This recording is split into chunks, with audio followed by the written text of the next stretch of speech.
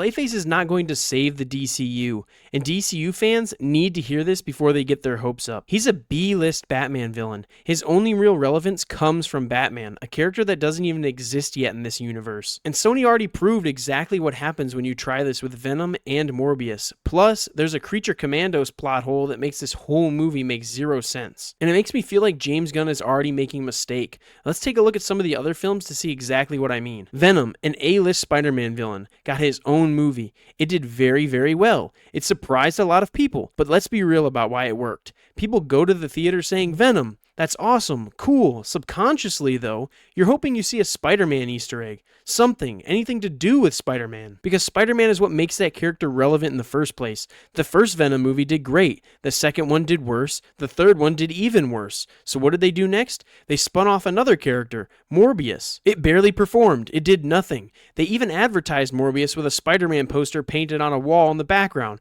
A classic bait and switch to get your hopes up. So it got me wondering, how does this correlate to Clayface? Well, here's how. Clayface is a B-list Batman villain, and the one thing that makes him relevant, Batman, isn't even established in the DCU yet. Sure, he's been in Creature Commandos, but he was just a silhouette, and James Gunn himself said they added that silhouette because they don't have any concrete character designs locked in yet. I was saying, I am not ready to commit to that. I'm not ready to commit to that.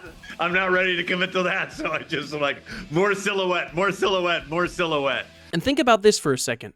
They were able to tell the entire Clayface story in Batman the Animated Series in just 2 22-minute episodes. A lot of people saying that that's the definitive origin story. So if it was done perfectly in under an hour of animation, why does this character deserve a full-length theatrical movie right now, before we even have a live-action Batman? It feels backwards. James Gunn's already off to a rough start. If you're trying to build a franchise, why are you starting with an A-list character, then immediately following it up with 2 B-list characters? That's not how you kick off a franchise, let alone establish a Batman villain without there being a Batman. Most of us are going to this movie hoping we see some kind of Batman Easter egg, and apparently this is all in the same Gunn universe. So if that's the case, in Creature Commandos, we already see Clayface in his final form. And since the Clayface movie is an origin story, that means that Batman and Clayface would be active at the same time. So there's no in-universe reason we shouldn't see Batman somewhere in this story, especially if Clayface is wandering through the city, retaliating against people. Oh, right, yeah, of course.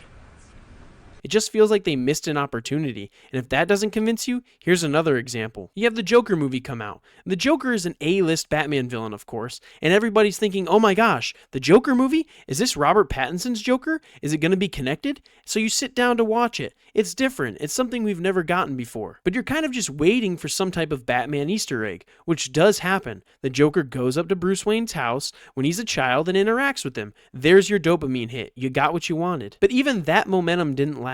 Joker Folie à Deux came out and it declined hard. It actually flopped compared to the first one. And that just shows that even A-list villains can struggle big time when you remove the hero they rely on. And also having just a poor written script and a bad story. And I want to say on the record, I'm not a Snyder fan and I'm not a James Gunn fan. I'm a Batman fan. I care about Batman. So when I see Clayface getting a movie before Batman is even established, and we can make whatever excuses we want, he's expanding the universe, different tones, whatever. Let's be honest though. The reason we don't have a Batman yet is because 1, he stated he's not sure what he wants to do with Batman. They don't have a script and they don't have an actor cast. 2, Robert Pattinson has signed up for 3 Batman movies, and James Gunn has said that he doesn't want 2 Batman movies in the same calendar year. So Batman is either on the back burner or he's not being worried about it all until his time comes. So we have Superman and Supergirl coming out. They're both colorful, campy, joking, look like the same exact movie.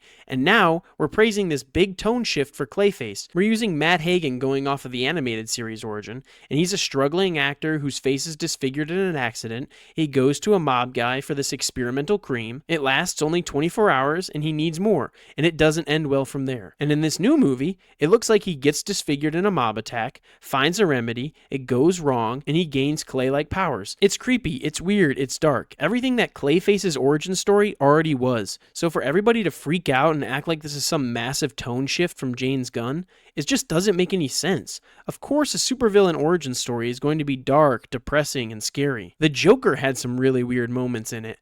And I just don't understand why people are so mind blown, praising James Gunn when he probably had very little to do with the project. He just slapped his executive producer sticker on it. Am I interested? Of course I am. I'm a Batman fan. I know who Clayface is. I'll go see it. But in the back of my mind, I'm expecting some Batman connection, an Easter egg, his name mentioned, something. Give me something. But how many people are going to show up who don't even know who Clayface is? What films have been blowing up the box office for the last decade? Horror films. Get Out. Tiny budget, over $100 million. Weapons, astronomical success that nobody saw coming. Horror has been dominating for almost the last decade, so they take a dark, twisted origin story, slap a horror label on it, give it a $40 million budget, spend another $30 million probably on marketing, and then expect it to crack $300 million? I don't think it's going to happen, and if it does, great. But you know what comes with that? The same false reality Sony had with Venom. Venom works, let's do another character. Morbius. If you ask people on the street, name a Spider-Man villain, nobody is saying Morbius. Nobody is saying Kraven. They're saying Green Goblin, Dr. Octopus, Sandman. So pumping out villain spin-offs and trying to turn them into anti-heroes clearly didn't work. Sony learned that lesson and decided maybe we won't make movies anymore with characters that only matter because of our main hero. Right, yeah, of course.